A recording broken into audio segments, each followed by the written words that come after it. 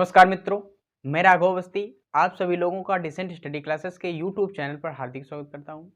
आप इस क्लास में पढ़ते हैं टूल इंजीनियरिंग सब्जेक्ट को, जो कि पॉलिटेक्निक 6 सेमेस्टर के प्रोडक्शन का एक सब्जेक्ट है। पिछले लेक्चर में मैंने कुछ टॉपिक कवर किए थे। वो टॉपिक थे फेशिंग, टर्निंग एंड ड्रिलिंग। तो इस चैप्टर में आगे के टॉपिक ये हैं और अभी लगभग 10 से 12 टॉपिक बचे हुए हैं, जो कि एक अगले लेक्चर में और कुछ इस लेक्चर में फिनिश हो जाएंगे। देन आपका फर्स्ट चैप्टर हो जाएगा फिनिश।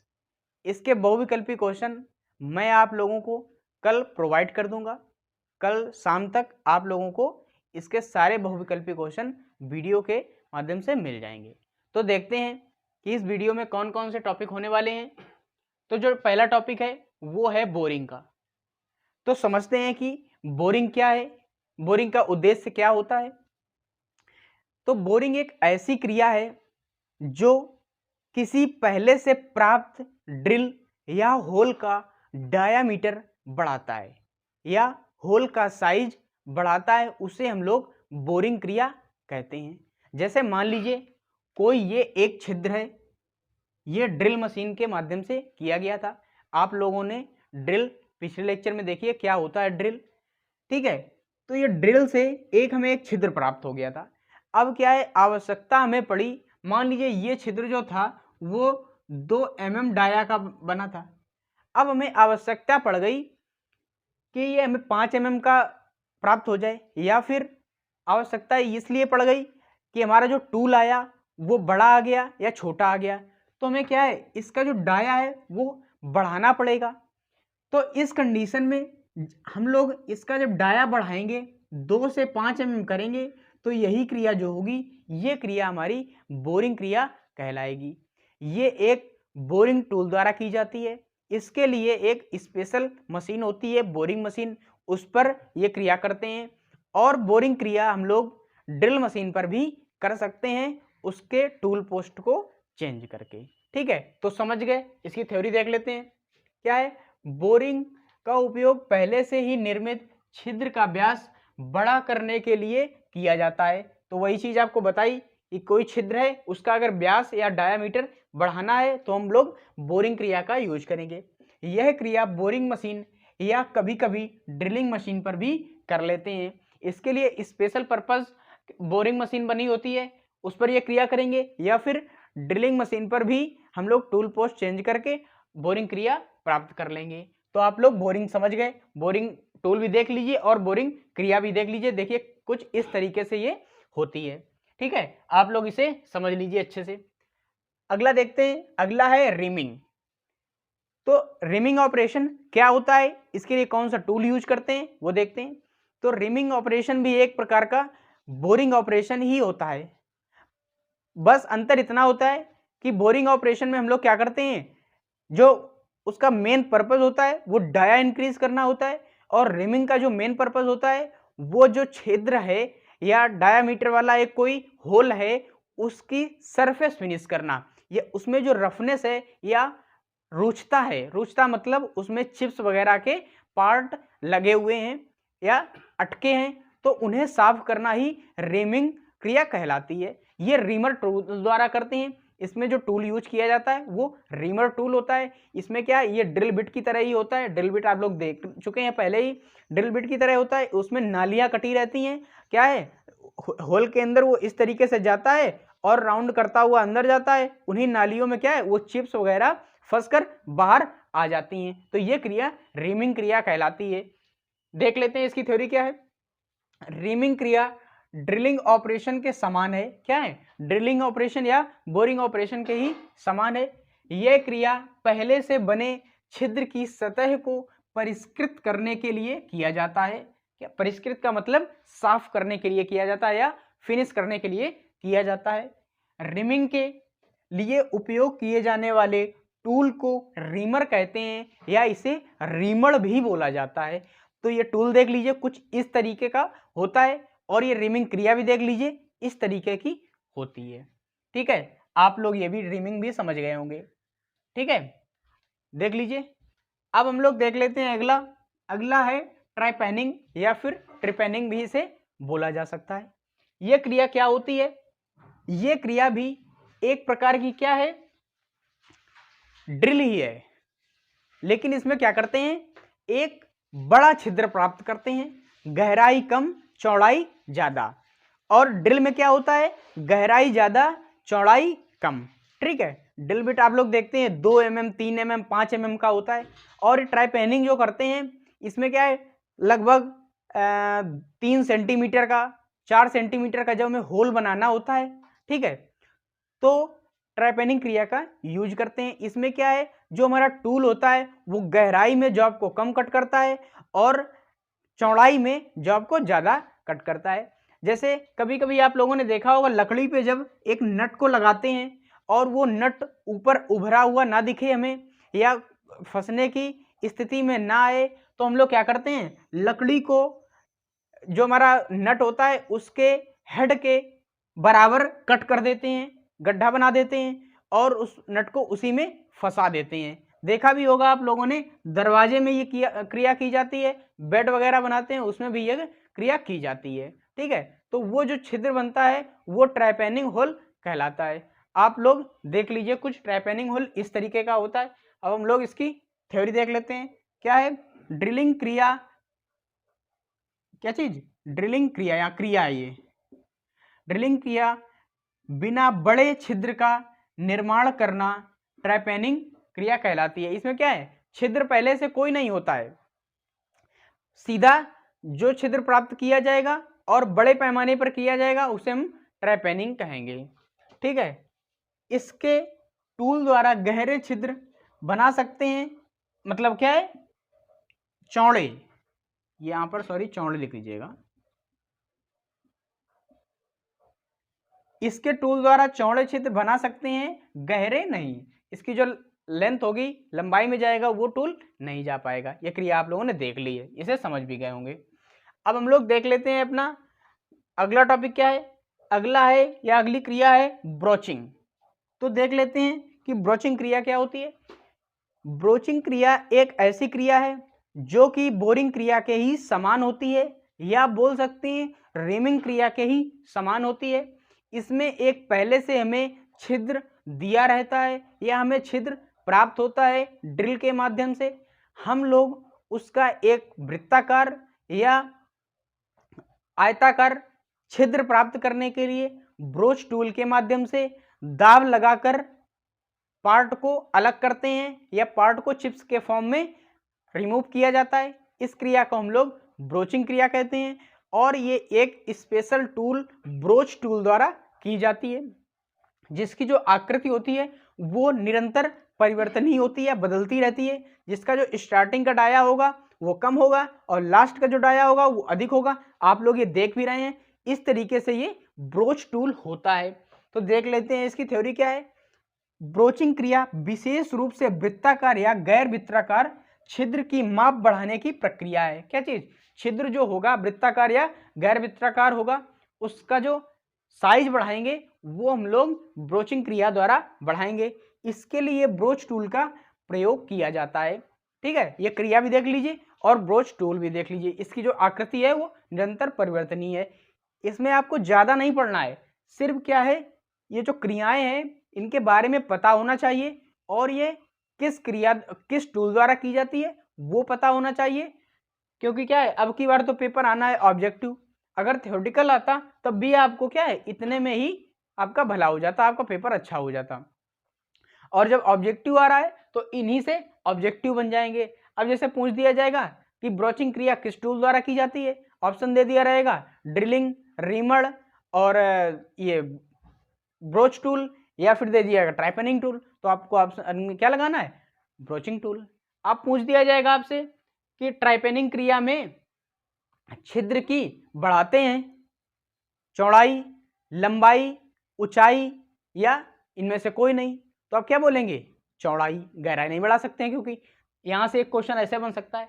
इसी तरीके से इसी थ्योरी से ही आपके क्वेश्चन बनने वाले हैं, कहीं कुछ बाहर से नहीं आने वाला है। बिल्कुल आपका सिंपल पेपर होगा। आप लोग ऑब्जेक्टिव क्वेश्चंस के वीडियो भी देखिएगा, मैं आपसे इस टॉपिक पे भी ले आऊँगा आज शाम को वीडियो। देख लीजिएगा, वही क्वेश्चन आएंगे 100% गारंटी के साथ। तो अगला देख लेते हैं, ये ब्रोचिंग समझ गए आप लोग, क्रिया भी देख ली। अगला है मिलिंग क्रिया। तो देख लेते हैं कि मिलिंग क्रिया क्या होती है। एक बहु बिंदु उपकरण के घूर्णन के विपरीत कार्यखंड को आगे बढ़ाकर धातु की सतह से धातु के छिलके हटाने की प्रक्रिया को मिलिंग प्रक्रिया कहते हैं। तो समझते हैं कि ये क्या है मिलिंग प्रक्रिया। मान लीजिए कोई ये एक वर्कपीस है, ये आपका क्या है, मिलिंग टूल है या मिलिंग कटर है, जो कि बहुदंती है। ये देखिए मिलिंग कटर देख लीजिए पहले, जो बहुदंती है जिसमें बहुत सारे दांत हैं, या बोल सकते हैं ये मल्टी पॉइंट कटिंग टूल है, जो कि अपने ही अक्ष पर, अपने अक्ष के परिता घूर्णन गति करता रहता है, और इसी से सटाते हुए या स्पर्श कराते हुए हम लोग जॉब या वर्क पीस को आगे की ओर ले जाते हैं, और ये सतह से छिलके के रूप में धातु को अलग करता जाता है। देखिए ये छिलके के रूप में कुछ इस तरीके से अलग कर रहा है धातु को। तो क्या बोल सकते हैं कि किसी धातु की छिलके के रूप में सतह परिष्करण की क्रिया को क्या कहते हैं हम लोग, मिलिंग प्रक्रिया कहते हैं। मिलिंग प्रक्रिया दो प्रकार की होती है, सबसे पहली स्लैब मिलिंग और दूसरी फेस मिलिंग। स्लैब मिलिंग क्या होती है, सिर्फ थ्योरी ही समझ लीजिए, लिखने की जरूरत नहीं है। स्लैब मिलिंग में हम लोग किसी जॉब में ग्रूव बनाते हैं या बोल सकते हैं कट बनाते हैं, ठीक है। और जो हमारी फेस मिलिंग है उसमें क्या करते हैं, किसी दिए गए जॉब या कार्यखंड की जो सतह होती है उसको छिलके के रूप में उतारना, ये क्या फेस मिलिंग कहलाती है। फेस को साफ करना फेस मिलिंग कहलाती है। इसके एग्जाम्पल दोनों आप देख लीजिए, इसे आप लोग नोट कर लीजिए या इसका स्क्रीनशॉट ले लीजिए। फिर हम लोग देखते हैं अगले टॉपिक को। अब हम लोग देख लेते हैं अपना अगला टॉपिक। हमारा जो अगला टॉपिक है वो है शेपिंग ऑपरेशन। तो समझते हैं कि शेपिंग ऑपरेशन क्या होता है, शेप देना क्या होता है, और ये किस विधि द्वारा और किस औजार द्वारा किया जाता है। जैसा कि नाम से आप लोगों को समझ में आ रहा है, शेपिंग ऑपरेशन मतलब किसी चीज को शेप प्रदान करना या आकृति प्रदान करना शेपिंग ऑपरेशन कहलाता है।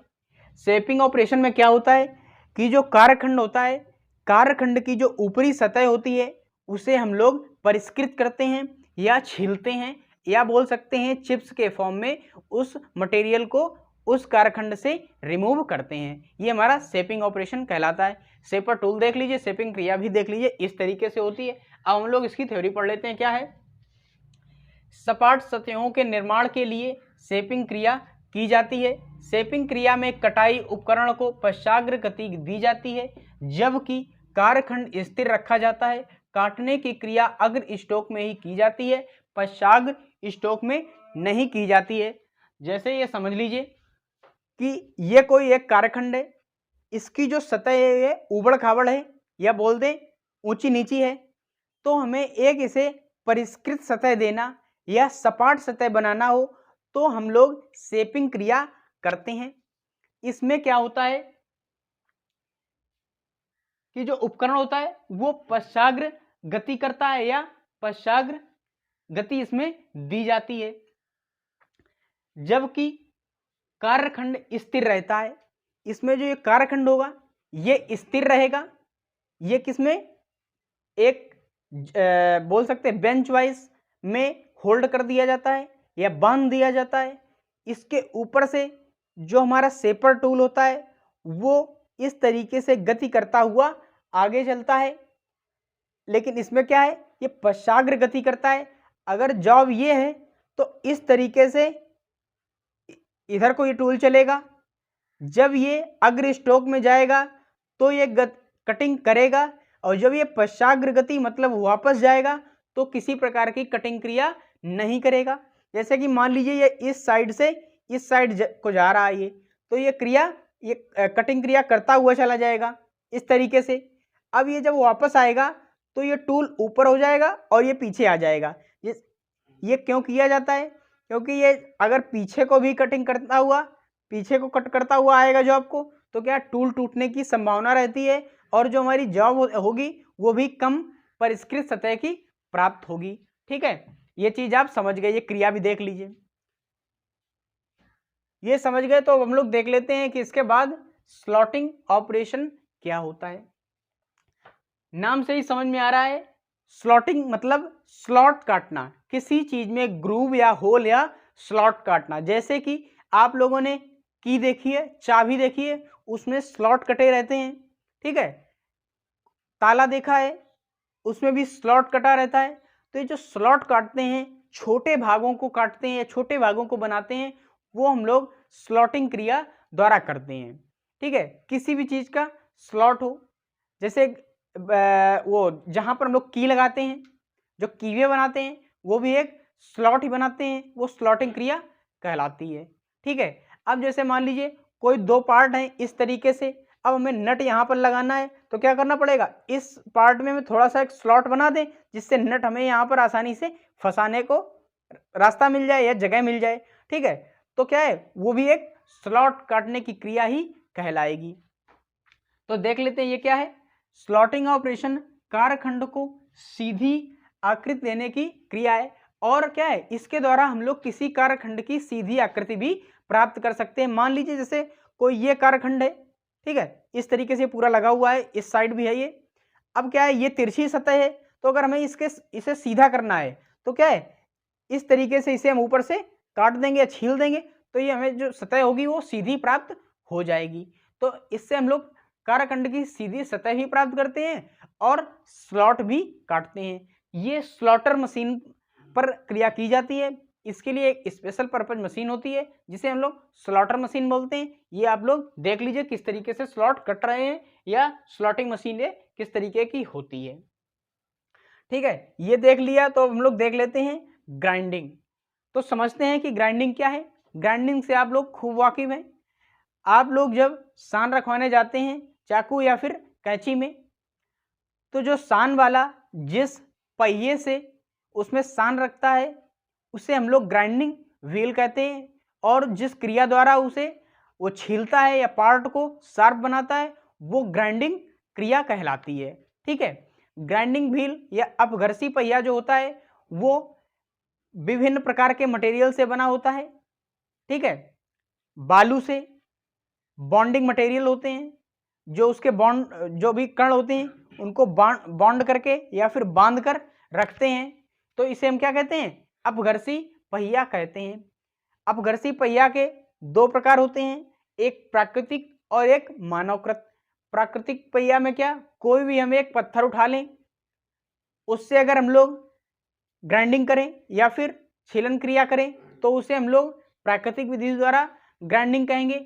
अगर कोई मानवकृत पहिया है, ग्राइंडिंग व्हील उठा लें, जैसे आपकी ग्राइंडिंग मशीन में लगा होता है, उससे अगर हम लोग क्रिया कर रहे हैं तो क्या है, मानवकृत ग्राइंडिंग व्हील है, उसके द्वारा हम लोग वो क्रिया कर रहे हैं ग्राइंडिंग। ठीक है, तो ये भी आप लोग समझ गए। पढ़ लेते हैं क्या है। यह एक मशीनी ऑपरेशन है। क्या मशीन द्वारा हो रहा है, तो सब सारे मशीनी ऑपरेशन ही है, जितने भी मशीन द्वारा हो सारे मशीनी ऑपरेशन, ये तो पढ़ने की जरूरत ही नहीं है। ये देख लीजिए, इसमें एक घूमते हुए अपघर्षक पहिए द्वारा कार्यखंड की सतह से अतिरिक्त पदार्थ को हटाया जाता है। वही चीज है, मान लीजिए चाकू है, उसमें धार नहीं बची, ठीक है, तो क्या है, उसका जो मटेरियल है वो हटाया जाएगा, जिससे क्या है, हमारी जो चाकू है वो धारदार हमें प्राप्त हो जाए। तो क्या है, ये एक मटेरियल रिमूविंग प्रोसेस भी है।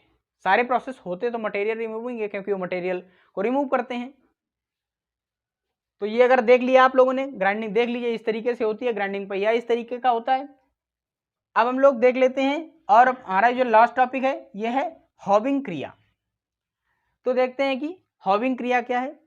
हॉबिंग क्रिया एक स्पेशल पर्पस क्रिया है जिसके माध्यम से हम किसी गियर में टीथ काटते हैं, जैसे स्पर गियर हो गया, हेलिकर गियर हो गया, किसी भी टाइप का गियर है, उसमें हम लोग जो टीथ काटते हैं आसानी से कट जाएं, जल्दी कट जाएं, उसके लिए हम लोग हॉविंग क्रिया का यूज करते हैं। गेयर तो हम लोग लेथ मशीन से भी कट कर सकते हैं, लेकिन क्या है उसमें हमें उतनी परिशुद्धता या फिर फिनिशिंग के टीथ नहीं प्राप्त होंगे और जल्दी नहीं होगा कार्य, और ये जो कार्य होगा ये महंगा भी होगा। तो जो अगर ये हम लोग हॉविंग क्रिया द्वारा करते हैं, एक स्पेशल टूल होता है, देखिए इस तरीके से ये हॉविंग क्रिया हो रही है, ये एक टूल होता है जो टीथ के आकृति का ही बना होता है, जिस तरीके के हमें टीथ चाहिए होते हैं, और सीधे हम लोग जॉब पर रख देते हैं और हमें उसी आकृति की जॉब प्राप्त हो जाती है। देखिए ये जो हमारा हॉविंग टूल है ये कुछ टीथ की तरह ही बना हुआ है, जैसे हम लोग जॉब पे इस तरीके से रख रहे हैं और ये टीथ बनाता हुआ चला जा रहा है। तो आप लोग ये भी समझ गए, आप लोग इसे नोट कर लीजिए। इस वीडियो में हम लोग इतने ही टॉपिक रखेंगे, अगले वीडियो में नेक्स्ट टॉपिक जो होंगे वो कवर करेंगे, और अगले वीडियो में आपका ये चैप्टर भी फिनिश हो जाएगा। आज शाम को क्लास जरूर देखिएगा, बहुविकल्पी क्वेश्चंस की क्लास होगी। इसी चैप्टर से आधारित आप लोगों के प्रश्न होंगे, जो लगभग 50 से 60 क्वेश्चन होंगे, जो कि मैं 2 क्लास में कवर कर दूंगा। दोनों वीडियो आज शाम को आपको मिल जाएंगे, तो देखना ना भूलिएगा। और अगर ये वीडियो आया आपको पसंद तो वीडियो को कीजिए लाइक, और अगर हमारे चैनल पर हैं नए तो हमारे चैनल को कीजिए सब्सक्राइब। बुक्स की PDF और नोट्स के PDF पाने के लिए हमारे चैनल डिसेंट स्टडी क्लासेस के टेलीग्राम चैनल को भी ज्वाइन कर लीजिए, जिस पर आप लोगों को नोटिफिकेशन और न्यूज़ और जो भी बुक्स अवेलेबल हैं वो आप लोग आसानी से डाउनलोड कर सकते हैं। तो मिलते हैं अगले वीडियो में अगले टॉपिक के साथ में, तब तक के लिए जय हिंद, वंदे मातरम।